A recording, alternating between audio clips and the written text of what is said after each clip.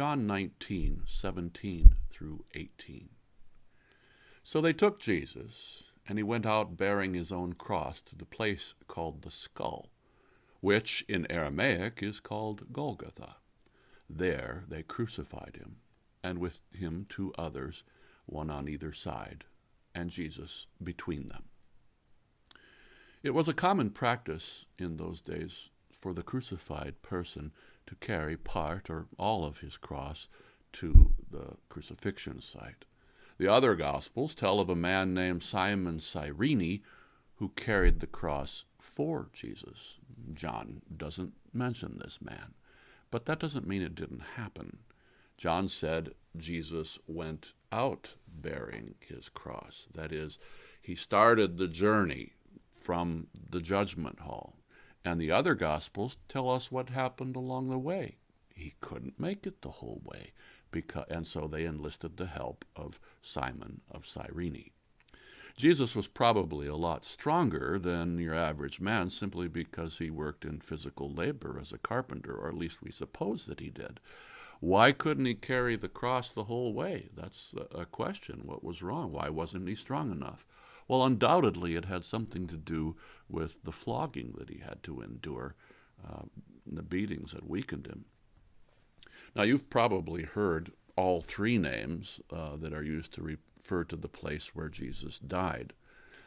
There's the place of the skull, there's Golgotha, and there's Calvary. All of them mean the same thing. Golgotha is Aramaic for skull. Calvary is Latin for skull. Skull, skull, skull, that's what it means. Now, why was this place called the Skull? The most common explanation in our time lately is that Jesus was crucified on a hill that was shaped like a skull. And this is possible, but there is really no ancient tradition or words written to support this. Since tourism in Jerusalem started early on, you would think that there'd be some talk about it. So this hill-shaped skull theory is really only about 150 years old. It's relatively new. Jump on the internet and you can find pictures of the eroded rock hill that looks like a skull. But now if you back away from it a little bit, as I'm doing here, you see how it blends right into the hill.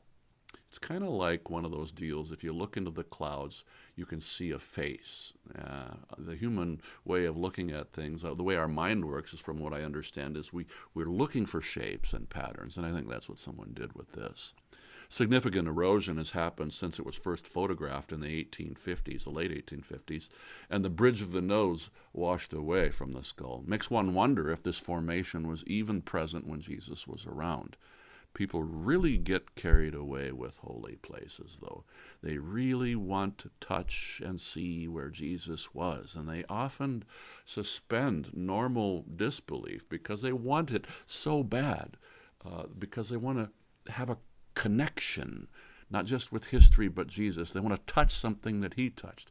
I think it's so much better to just listen to the promises that Jesus made. He said, "This is my body, this is my blood," in the Lord's Supper. And he's promised that he's present in that, and that's why he gave it, because he knows that we want to touch and taste. And if he says it's so, it's so. So instead of getting all carried away about finding the exact places where Jesus was and all that is cool and all that, but it's not as spiritual as some people tend to make it. Another explanation that is used for this place is that why it's called the place of the skull is because all the people that they crucified there, they just left their skulls laying around up there. But that really doesn't fit with the Jewish way of thinking. You see, Jews would have none of that. They never permitted unburied body parts to lay around. That was an abomination to them. Unlike other pagan cultures like the Vikings and the Vandals and the Druids and all of those people, that pirates even, who get into skulls and body parts and bones, the Jews never were, because they were a religion of life. And so human remains were unclean, especially when buried and moldering. So one more thing that we hear is that there was, according to John chapter 19, verse 41, that there was a garden very near to the place where Jesus was crucified. And it's hard to think that there would be a lot of skulls laying around up there in the place where, in a garden. Now, another explanation that has been floated around the 3rd century AD was that the skull of Adam was found where Jesus was crucified, and that's why it was called the place of the skull. That would be kind of a full circle thing.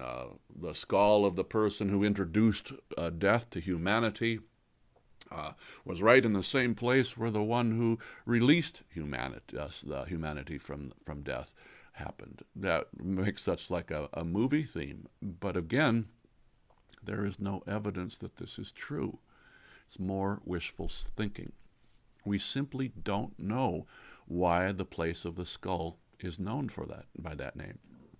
It could be called that simply because that's the sense of the place that the people had of it that lived there. There were a lot of executions that took place there, and so they called it the place of the skull because it represented much death. And that's where our Savior from death found himself taken, which makes the most sense of all that it would be called that.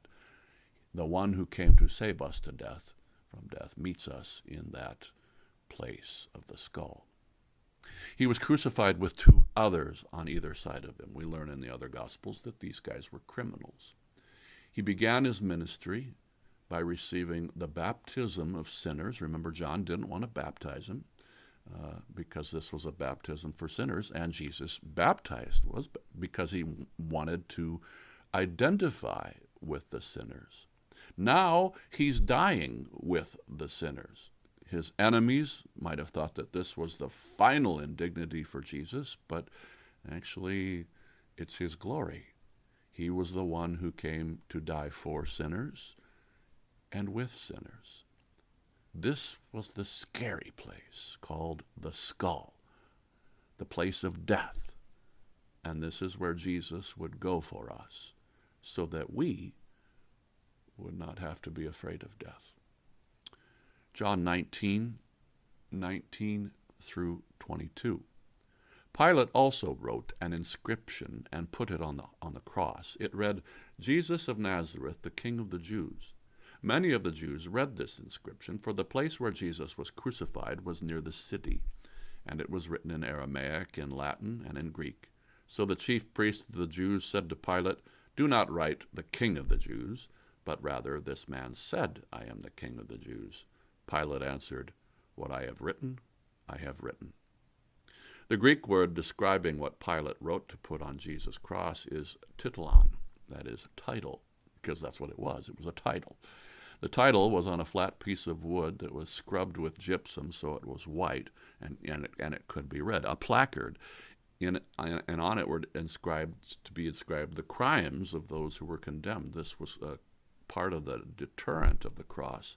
As people walked by, they would see a thief or murderer or insurrectionist or swindler, and they would think twice of committing such crimes. But Pilate didn't think that Jesus was guilty of any crime, and so he wrote, "Jesus of Nazareth, King of the Jews." I think this was his act of revenge against the Jewish religious leaders who had hectored him into carrying out the death sentence on Jesus when he really didn't want to. Now, you've probably seen crucifixes like this with the letters I-N-R-I above Jesus' head. You might have wondered what that means, and it was always rather confusing because you might have known that it was an abbreviation, but you couldn't figure it out because of the eyes. When I was a kid, I used to sit and wonder. It was carved on one of the altars of the church that I attended as a kid, and I'd wonder what it was. Well, what it is they are Latin initials. And here's what they look like. The whole words look like in Latin. Iesus Nazaranus Rex Iudarium. That's Jesus of Nazareth, King, that's what Rex means, and Judarim, of the Jews. That's all it means. You can see I-N-R-I. Now, a lot of people were going to see this. So Pilate was kind enough to write it in 3 languages, 3 most common languages of the day: Aramaic and Hebrew and Latin, and also Greek. This was a place, and and as all these people were seeing it, the Jews begged Pilate to change it. Instead, they said, "Do not write that he said that he is the king of the Jews, but write that he said that he was the king of the Jews." And Pilate said rather churlishly, "What I have written, I have written." And what a marvelous twist this turned out to be. Despite the sinful motivations and behaviors of all the people involved, God's will is carried out. The Jews thought they were bringing an end to Jesus by taking him to the cross, but they only ended up fulfilling Jesus. He came to die for the sins of all people on the cross. Pilate thought he was needling the Jews once more, and he ended up writing a statement of the truth that reflected the ultimate truth about who Jesus was. He was the promised one, who was to take up the eternal throne of his father David. He was the king of the Jews. So Pontius Pilate unwittingly becomes the first evangelist to proclaim Jesus the Messiah. Now, this is how God works. His will be done. His plans will be carried out despite the wickedness of man. This was true for Jesus, and it's also true for us. In Romans, Paul says, God causes all things to work together for the good of those who love him, for those who are called according to his purpose. And you, if you believe on Jesus, you have been called according to his purpose. So God will cause all things to work together for you. No matter how dank and no matter how dark and horrible things might look, no matter how mean and stupid and sinful people may be around you, God will rejigger everything for your ultimate good. Sometimes you will see how he's doing it in real time. Other times you won't. But in the end of time, when you go to stand to be in front of your Lord, your body will be trembling with holy joy and amazement as you see how God has worked all the things in your life together for your good. It will just amaze you. For now, however, you and I have been asked to take up our cross and follow. We've been asked to endure suffering while we remain on earth. Jesus leads the way, and he shows us the way. Yes, he carried his own cross. Yes, he died there. Yes, he suffered when he was here. But where is he now? Sitting on the right hand of God the Father, where he is Lord of all.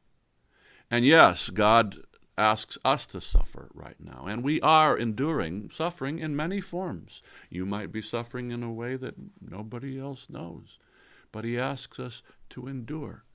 But who exactly are we? Well, that's going to be revealed.